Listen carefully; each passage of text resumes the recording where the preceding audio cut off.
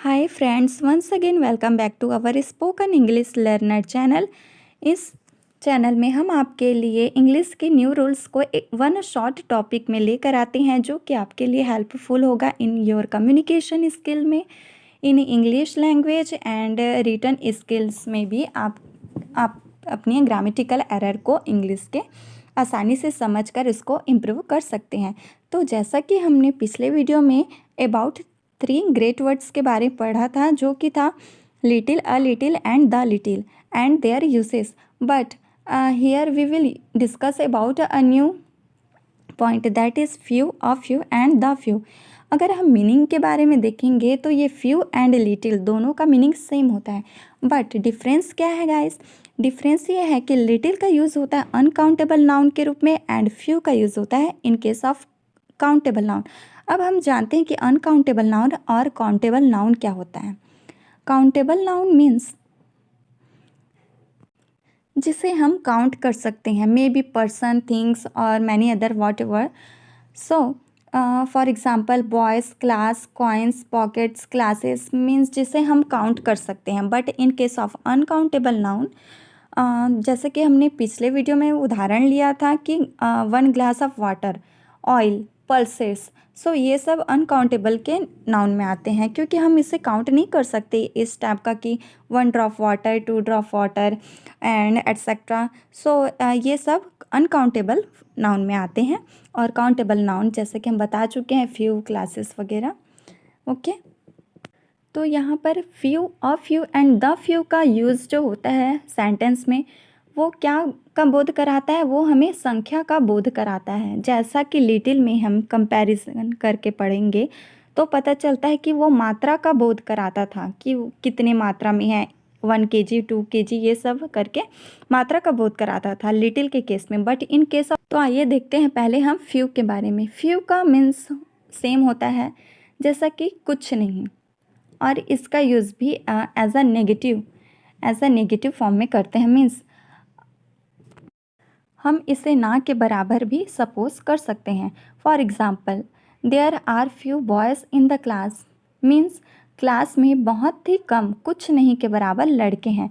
इतने कम लड़के हैं कि जो टीचर भी आ रहा है पढ़ाने के लिए, मान लो 60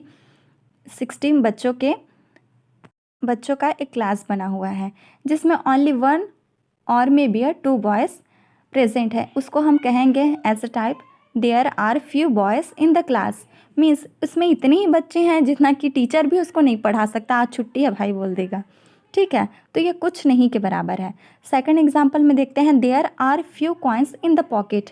सो हमारे पॉकेट में इतना कम पैसा है, कुछ नहीं के बराबर, कि हमें कोई सामने वाला पैसा भी मांग रहा है, जैसे बेगर लोग आ गए हैं, हम उसे एक कॉइन भी नहीं दे पा रहे हैं। इट मीन्स 1 कॉइन है बट ओनली 1 हमारे ही पास है। अगर हम सोच रहे हैं कि रास्ते में हमें इस 1 रुपीज़ की ज़रूरत पड़ जाए तो हम उसको दे भी नहीं पा रहे हैं, तो इस कंडीशन में हम there are few coins in this pocket इस सेंटेंस का यूज़ करेंगे। Okay, but on the second rule that is a few, जिसका मीनिंग होता है कुछ, थोड़ा सा, जिसका यूज़ सामने वाला कर सकता है उसके सफिशेंट कंडीशन में। इसका यूज़ हमेशा पॉजिटिव थिंकिंग को शो करने के लिए किया जाता है। फॉर एग्ज़ाम्पल, सेम एग्ज़ाम्पल लेते हैं, there are a few boys in the class means अब क्लास में कुछ बच्चे हैं। अब क्लास में इतने बच्चे हैं कि जो टीचर है वो उसको पढ़ा सकते हैं। मीन्स 60 स्टूडेंट के क्लास में अब मान लो 30 स्टूडेंट है या फिर 25 स्टूडेंट है, तो टीचर तो उसको पढ़ाएगा ही, बाकी को एब्सेंट ही कर देगा, है ना। तो ऐसा तो नहीं कि अब भी छुट्टी दे देगा वो सबको।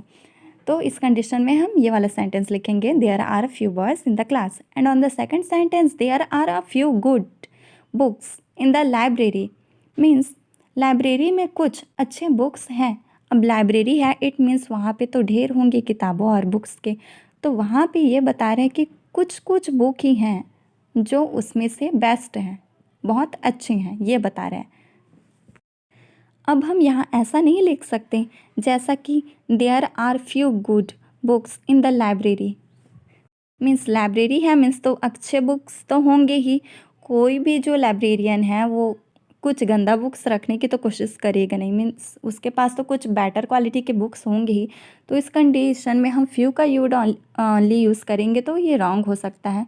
तो यहाँ पे हम यूज़ किया अ फ्यू का। Okay, and on the third rule that is the few, इसका मीनिंग भी सेम होता है जैसा the little, but it is used in a countable form, that is जो भी बचा है सब कुछ, तुम्हारे पास जो भी है, जो भी चीज़ें हैं वो सब कुछ अब हमें किसी और को देना है। तो इस सेंटेंस का यूज़ करते हैं। For example, I have read the few books of your library, मैं आपके लाइब्रेरी के सारे बुक्स को पढ़ चुकी हूँ। सारे बुक्स को तो अब हम पढ़ नहीं सकते लाइब्रेरी के, उसमें 1000 अबव बुक्स होंगे, तो मीन्स बचा हुआ जो कुछ भी होगा वो उसको पढ़ चुका है, यही बताने की इसमें कोशिश किया है। सेकंड पॉइंट में, the teacher taught the few boys who had come,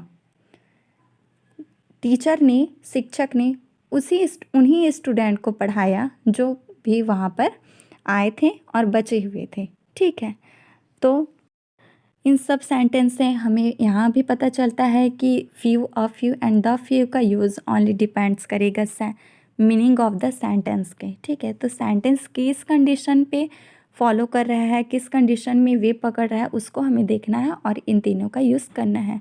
अगर इसके बारे में ज़्यादा सेंटेंस अगर आपको चाहिए तो कमेंट करके ज़रूर बताइएगा, हम आपको इससे रिलेटेड क्वेश्चंस और सेंटेंस लेकर आएंगे। Okay guys, till that just keep practising and never give up. Take care guys.